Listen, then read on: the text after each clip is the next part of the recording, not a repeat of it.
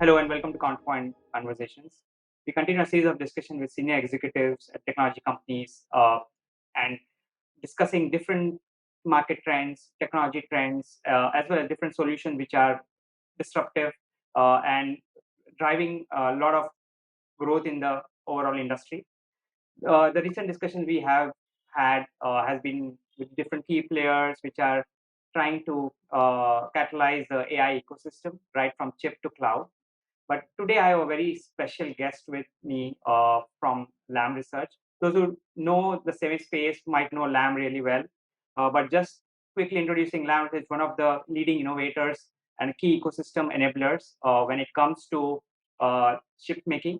So it helps different chip makers to transform their visionary designs, chip designs into solutions for the end market with their equipment, with their technologies, and the different processes.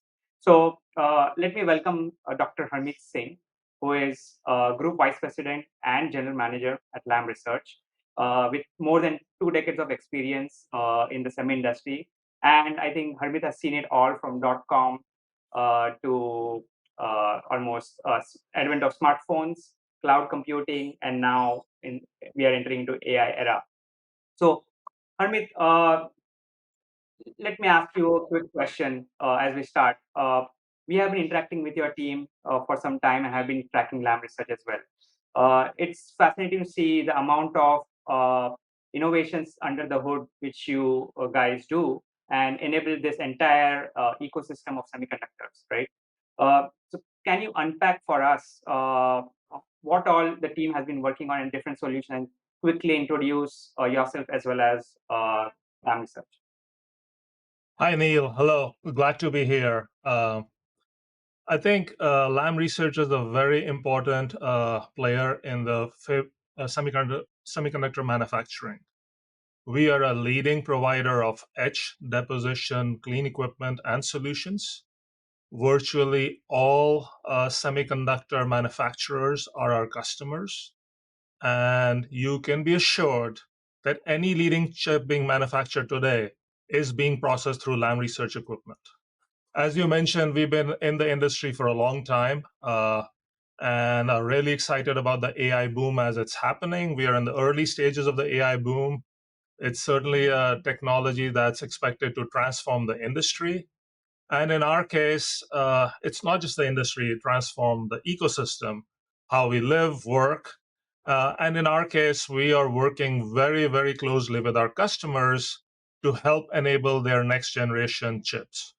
So whether it is leading edge logic, HBM, DRAM, or NAND, we are working with our customers because those are the key drivers for the increase in the processing power and storage that AI revolution needs. Fantastic. I think that's like it's great to see you're touching every silicon being used in every appliance out there, your equipment, and talking about the AI era, which you mentioned, the AI boom which is going on, right? So if you look at, there's been a lot of focus and limelight has been on accelerated computing, GPUs, as well as on the high bandwidth memory, DRAM, right? But there is also an unsung hero in terms of the NAND flash, right? Which has obviously over the last decade migrated from 2D to 3D structures.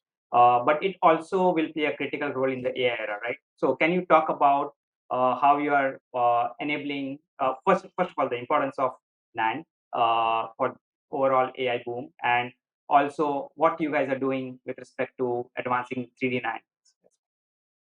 Yeah, sure. NAND is used for storage, extremely important part of the ecosystem. Virtually all the laptops today are using SSDs, solid state drives, which are using NAND. All the smartphones are using NAND. And if you think about AI enablement, for example, ADAS in cars, autonomous cars, those all using NAND storage because NAND is solid state storage. Unlike HDD, there are no moving parts. So the reliability and the performance is much higher, energy consumption is much lower. So for any leading edge use, NAND is the preferred solution. Uh, of course, both NAND and hard disk have their space in the storage market. NAND market has been evolving quite a bit. About in 2013, 2014, the industry transitioned from planar NAND or 2D NAND to 3D NAND. And since then, Lam has been at the forefront of enabling our customers to transition to 3D NAND and grow 3D NAND. And virtually all major NAND today provided is 3D NAND. And we can talk more about 3D scaling.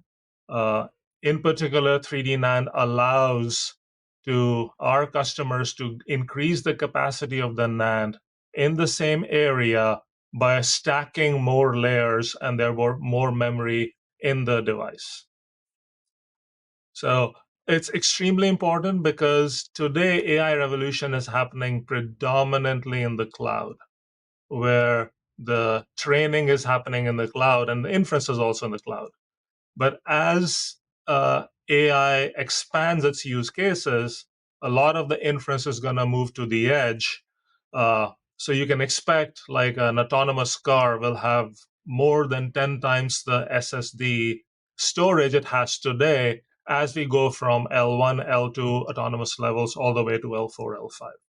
So there's a dramatic explosion of AI expected as as the use cases for expand from the cloud to the edge. Right. And we also seen the advent of AI smartphones, AI PCs. Most of them will also be storing a lot of different models, right? Data models for AI, edge AI to run it on the device. So obviously, it will require a lot of space. Apart from the space, which is required for clicking 8K, 4K videos now with your smartphones, right? So a lot of processing will happen. And as you said, like it has to interwork really well with the compute as well as the DRAM, right? In terms of the different IOs and so forth, and the read-write speed for NAND. So it has to be flawless. And you also talked about how the 3D NAND layers are being stacked. I think we are reaching like 300 layers, right, this year, and potentially 1,000 layer. There is a race to 1,000 layer in coming years, right? At the end of the decade, possibly. So what are the different challenges you see for the chip makers, especially the memory chip makers, to scale to 1,000 layers? Because as you add more layers, I think the etching it becomes very difficult, right? So, what are different level of challenges which you foresee chip makers would face for scaling to 1,000 layers? Yeah, Neil, great question. So today, just to clarify, a 2XX class, so call it 230 to 256 layer 3D NAND is in production. So what that means is that there are 256 layers, for example, of word lines, and in which the memory cells are being arranged. Okay. As I mentioned, 3D NAND is about vertical scaling. So as we increase the number of layers, the capacity of the device increases. There are forecasts that by about 2030, so the end of the decade, we will be up to about 1,000 layers in 3D NAND.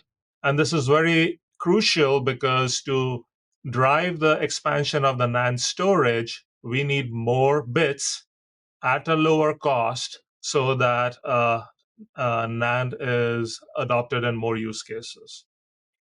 Now, when we go from about 200 layers today to 1,000 layers, the height of the structure increases. Further, our customers will stack these structures on top of each other. They call tiers. They will be stacked on top of each other to get to 1,000 layers. As the height increases, typically the industry tries to hold the critical dimension of the memory cell constant. So, to give you a perspective, for a 1,000 layer structure, we are expecting that we will be etching about 10 microns deep holes. And we're talking about trillions and trillions of holes on a wafer. Each hole is about 10 microns deep, but it's only 100 nanometers in diameter. And to put that into perspective, that's about a thousandth of a human hair. So these are long, narrow holes. And the challenges in etching them, and etching is removing material in the hole while leaving the rest of the structure intact, becomes very, very hard because you can imagine you're drilling very narrow, deep holes. So we use high power plasma equipment in dielectric etch to etch these dielectric films. As we scale, the intrinsic physics and chemistry basically work against us because the flux of reactant species at the bottom of such a structure lowers as we go deeper and deeper. So we are scaling our products with higher energy, new innovative chemistries, and new temperature regimes, combining them to overcome these challenges. Because the name of the game is to produce a structure with a lower bit cost. So if the cost to build a taller structure scales linearly with the number of layers, then there is no bit cost scaling, there's no benefit, there's no reason to do it. So the trick is how to do this in high volume manufacturing while reducing the bit cost so that the chip with higher capacity can become more cost effective. It's effectively Moore's law scaling, just being done in 3D. That's fascinating. So, Dr. Singh, you talked about the vertical stacking and how to scale vertically, how the chip can scale vertically, the NAND flash, 3D NAND flash. But is that the only thing which is required to scale a 3D NAND? Or there are other areas where scaling is important? Neil, vertical scaling is the primary vector that the industry has been using for 3D NAND scaling, increasing the capacity and the density. Actually, there are two additional vectors for scaling. One that is already in being used, which is called logical scaling. And what that refers to is the number of bits that are being stored in a memory cell. So today, TLC, or 3 bits per cell, is the standard in the industry. But there is work going on to introduce QLC, which takes the number of bits per memory cell from 3 to 4. And as you can imagine, for roughly the same processing cost for the chip, we can store 33% more bits in the device. So that's a huge bit cost reduction and a capacity gain for the device. And there is another vector, which is lateral scaling. As I mentioned earlier, we have trillions and trillions of these holes on a wafer or on a chip.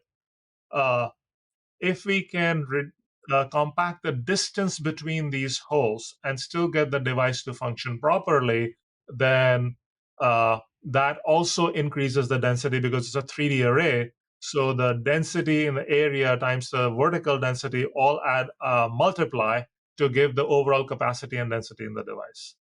And as I mentioned earlier, as we improve the profile and make the memory channel as close to perfect cylinder as possible, it actually allows us to do better logical scaling, because as the memory cells in the structure top and bottom start matching each other, it has less imperfections across the device and therefore allows better logical scaling. And as we make the critical dimensions smaller during the etch, we also enable uh, lateral scaling because we can densify the structures. So etch has a very important role to play in all kinds of scaling: vertical scaling, which is stacking; lateral scaling, which is controlling the dimension of these holes so more holes can be packed in; and of course, logical scaling as the profile is closer to perfection.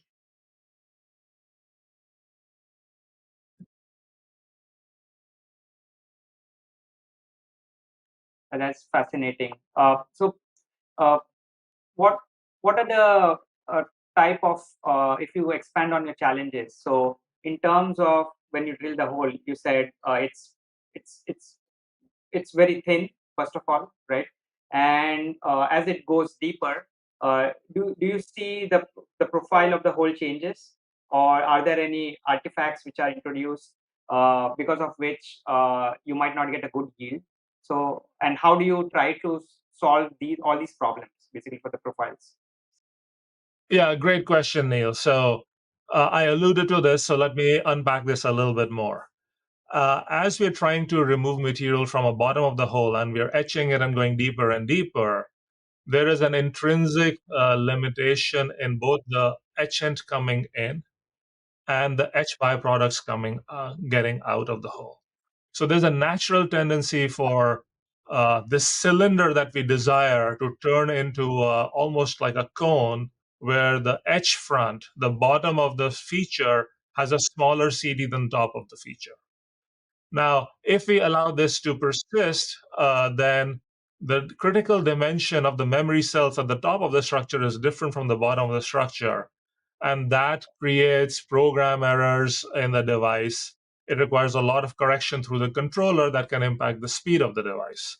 So the ideal outcome is a perfect cylinder.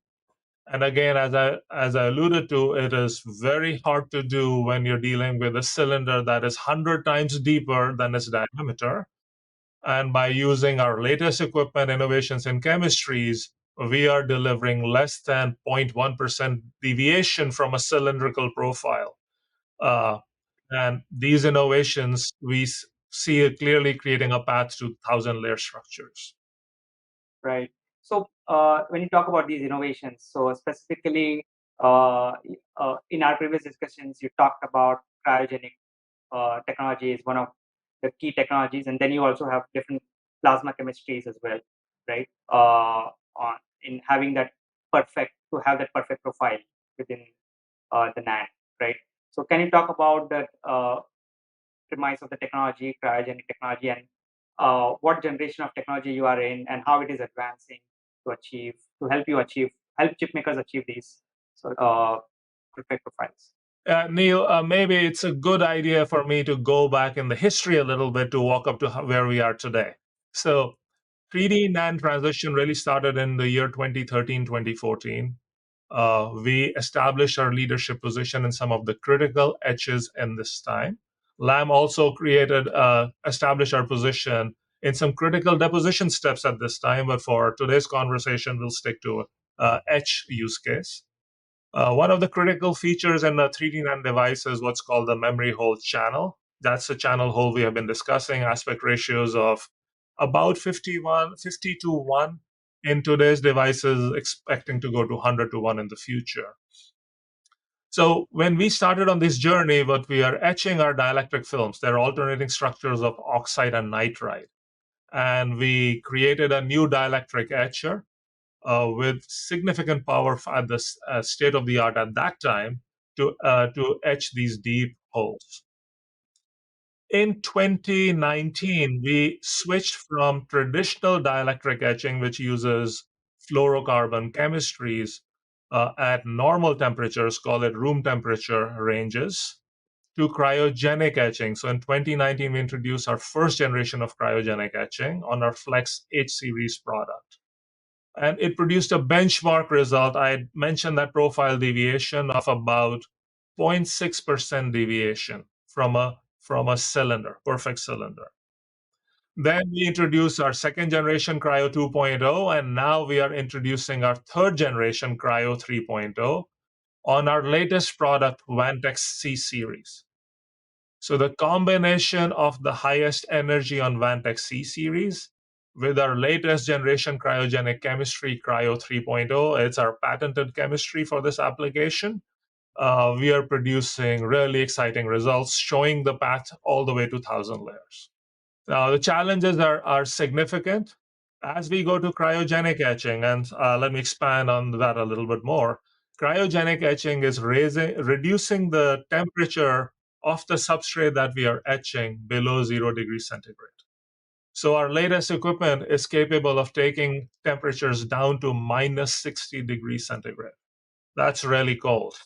Uh, and by taking to these low temperatures, we allow more surface chemistry to happen, the etching reactions to speed up and create new capability for higher etch rates, and thereby reducing the cost for these critical applications. In addition, to take these chemistries into production and these reactors to production is a challenge.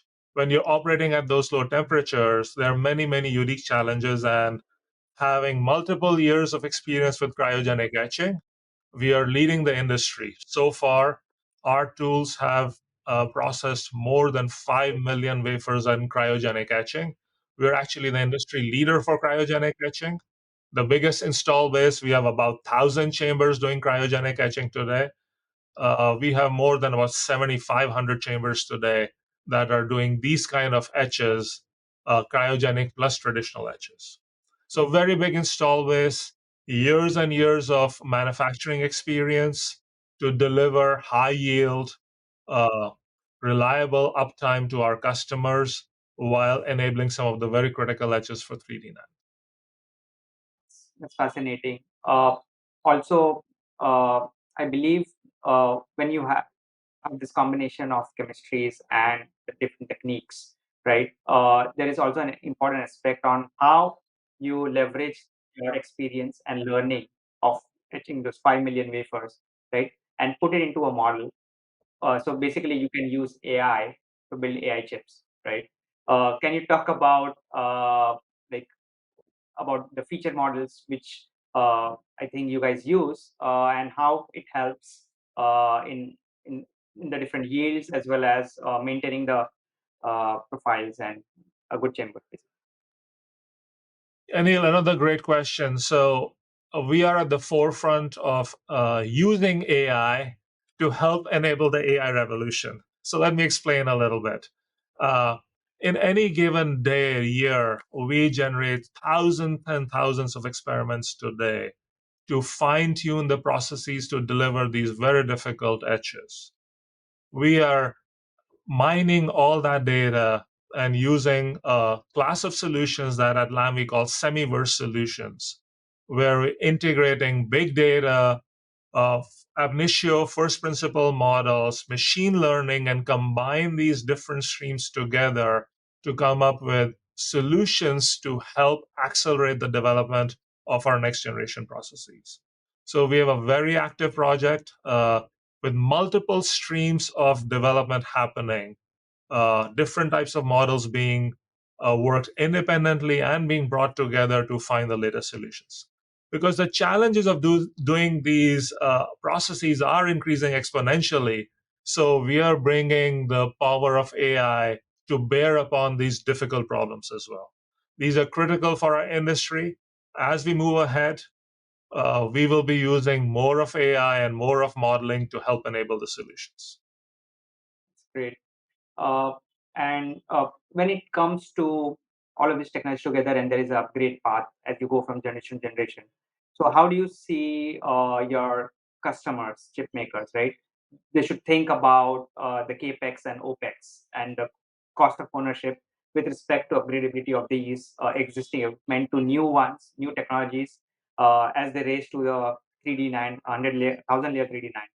So how do you see that evolving?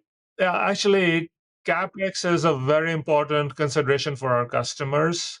Uh, as 3D NAND continues to grow, 3D NAND is growing faster than HDD today, and that's the expectation in the future. But still, today, 3D NAND is smaller than HDD because 3D NAND cost is higher. So, cost avoidance and cost control is very, very important for 3D NAND scaling. Lam has been committed to extending our install base to our customers for many, many years.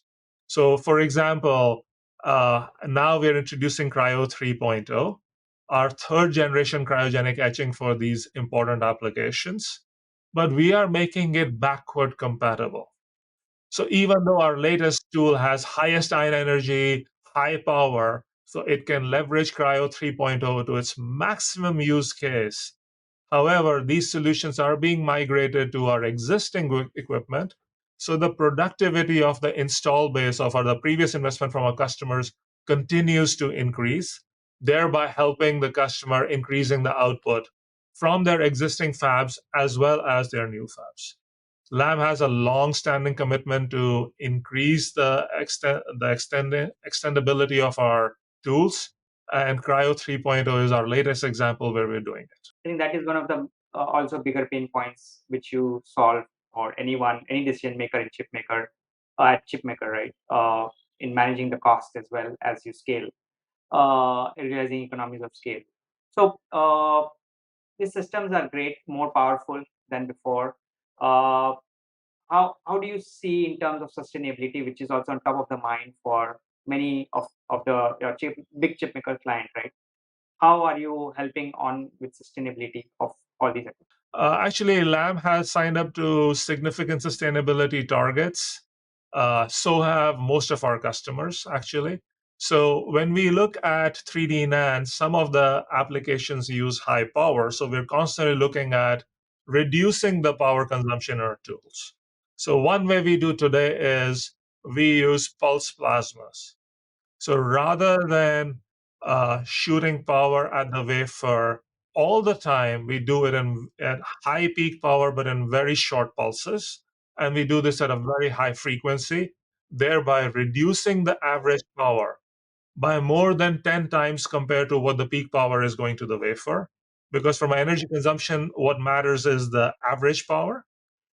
But by increasing the peak power and using it very diligently, we can have actually better edge profiles. Further, as we're innovating on the chemistry, we have gone from in the past, which were perfluorocarbons for dielectric etching. These are historically in the industry the standard gases for etching dielectric films. However, they're known to be a problem because their GWP, or global warming potentials, are very high. And our latest Cryo 3.0 chemistry has almost done away with all perfluorocarbons. Thereby, the emissions impact of our reactor reduces dramatically. So now we are using less than 40% of the energy compared to the previous nodes, and reducing the GWP potential of the effluents from the reactor by about 90%. So this is a significant improvement in the environmental impact of these processes. And of course, we continue to look for further solutions in this space. So great. I think this is a great overview of how the industry is evolving and how you are, as Lam Research, helping out chip makers to scale to more advanced solutions, advanced NAND solutions going into the end equipment, which are mostly going to be AI powered or AI capable in future. So maybe just a segue to this. Uh, as being in the semiconductor industry for more than 2 decades, right? Uh, Now we are seeing this AI boom. What is one of your favorite AI applications you foresee in next few years, which you're excited about? Well, actually, I will say the sky is the limit.